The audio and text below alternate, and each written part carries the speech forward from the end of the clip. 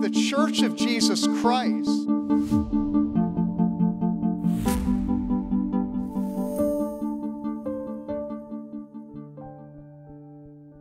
On November 6, 2022, the voters of Ohio elected an explicitly pro-life candidate, J.D. Vance, to represent them in the U.S. Senate.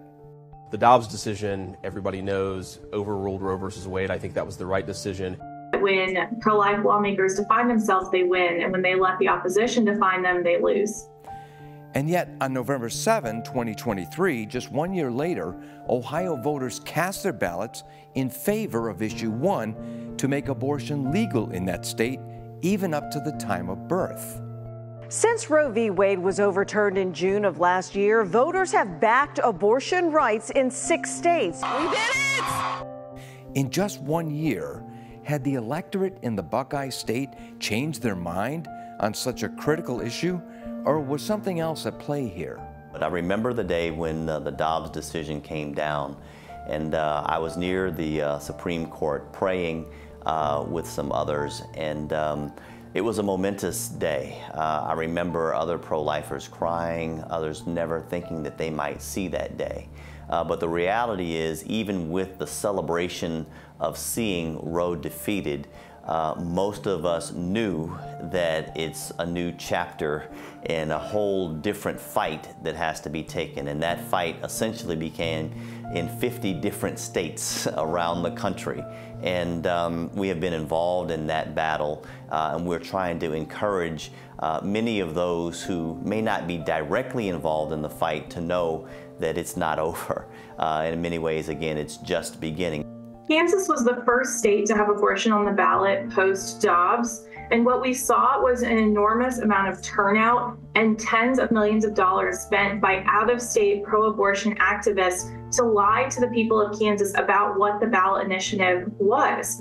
This would have said the people get a say through the legislature. They lied. They said there will be no medical care. Women won't receive hospital services in an emergency. That's absolutely not true, but it turned out to be an effective message. Okay, what happened in Ohio? In Ohio, we saw something that led from the 2022 initiatives. The pro-abortion side has seen that if they lie, if they dump tens of millions of dollars on these states, they flood the airways saying women won't receive care, creating this binary choice where it's all abortions or no abortions, which is absolutely not the policy of the state, by the way. Ohio has a very moderate state policy. They are effective at scaring people into voting for very extreme initiatives. It makes me angry that they don't have exceptions for things like rape or for the health of the mother. What we've seen so far is that when you can be outspent 10 to 1 and when you can tell lies without the media checking you, that's an effective strategy. So for the pro-life perspective, we've got to be speaking into this void. We've got to be able to at least try to match with resources, and we've got to push back against the lies that are being told and show our compassion for both mother and child. Planned Parenthood and the abortion industry is a multi-billion-dollar industry, and they will do whatever they can to protect that industry. So one lie that we uncovered and have pushed successfully was that abortion somehow is good for poor and minority women. The idea that killing your own children is the solution to solving your problems.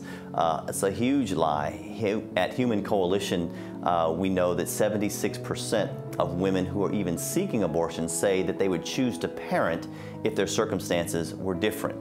The other side just really fills that void with lies, where they say women won't get medical care, there are going to be unwanted children. Our society should demand better of our politicians and of ourselves than to say that killing a child is better than a child being born in a difficult circumstance, that we can all come together and stand for that child and demand better for them, rather than say that abortion is the solution to every problem, which is what the industry, which makes billions of dollars off of killing those children, is arguing. The ballot initiatives often paint a scenario to the voter that they could lose their rights if they don't vote for abortion, which is presented in all or nothing terms. For decades, we were teaching generation after generation of young Americans that the right to abort an innocent baby was somehow hidden in our sacred Constitution. It was right up there with freedom of speech, freedom of religion, the right to assemble. Of course, it was never there. That was one of the big lies that has been forced on the American people in decades. But it had its impact. When you have generation after generation going up, particularly of young women, thinking to themselves, wow, if I make a mistake, I have a right to abort that baby. That's a sacred right I have. And then all of a sudden it's gone. So there are political ramifications from that could be troubling. Some pro-lifers think there's an effort through these abortion ballots to discourage pro-lifers from even voting. The life issue is never a losing issue because it's an eternal issue. It is a spiritual issue. Will there be political fallout in some districts, in some areas of the country for individuals who stand for life? Perhaps. But is life a losing issue? No, never. It is a God-centered biblical issue. And at the end of the day, you can never go wrong by standing for that which is right. An interesting twist to all this is that pro-lifers are often presented as the extremists on the issue. But who's the extremist? We are being presented by the pro-abortion side and by the media as being extremists. And so we need to work very hard to make it clear to them, to the public in general, that the real extremists here are the people that would abort a baby all the way up till the end of the 9 months for any and all reasons, and think that that is morally acceptable. If you talk to most people, they do agree that there should be some limitations on abortion. They don't believe no restrictions up until 24 weeks. I mean, that's 5 to 6 months pregnancy. That's a baby that can live outside the womb. So I think we ought to make a noble appeal to the American people, that we want an American ideally where all of our children are welcomed into the world, have a seat at the table, are part of the American family. We want that no matter what the race of the baby is, the ethnic background of the baby, whether their family is rich or poor. Every human life has dignity and value and worth because they've been made in the image of God. In 2024, there are a number of ballot initiatives. We want to encourage people to understand pro-life leaders, Christian leaders within those states to begin to educate themselves, to engage in the culture to stand for the sanctity of human life. How are we going to win if we don't have the church rise up and pray about this and really understand that this is a spiritual battle, that it's a battle against good and evil, that it's a battle against right and wrong, that it's a battle against life and death. I mean, if we believe that a baby's a child, an infant, you know, that individual that God created in his image and likeness, shouldn't we promote laws to protect the unborn, the most vulnerable? When it says to speak for those who can't speak for themselves, I believe that's in the ballot box.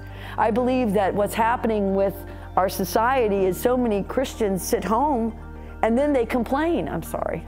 They complain. They say, I can't believe these laws are in place. I can't believe this is happening. I can't believe this has become legal. And I'll say it's because Christians didn't vote. Most Americans do not want abortion on demand. They don't want pills sent to their kids. So we have got to do the right thing to talk about it. And if we lose, ultimately we're going down swinging. There are so many issues that we're dealing with that where right is looked upon as wrong and wrong is looked at as right, and the life issue is one of those things. You can never go wrong by standing for life. It's right to stand for life. God is the creator of life. And this is not, I don't like to refer to this as just a battle over abortion. It's not anti-abortion. It's being pro-life. It's being pro-baby. It is supporting and defending the life of a baby. And we're not talking about a blob of tissue. We're talking about a baby created in the image of God. And we must continue standing for those issues. We're in a pivotal moment for the United States and for the pro-life movement. There is an abortion industry that makes billions of dollars killing children and hurting their moms.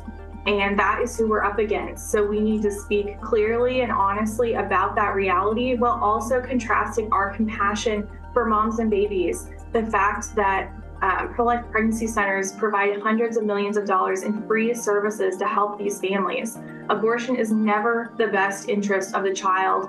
It is never the best interest of the mom. We need to be honest and offer something better.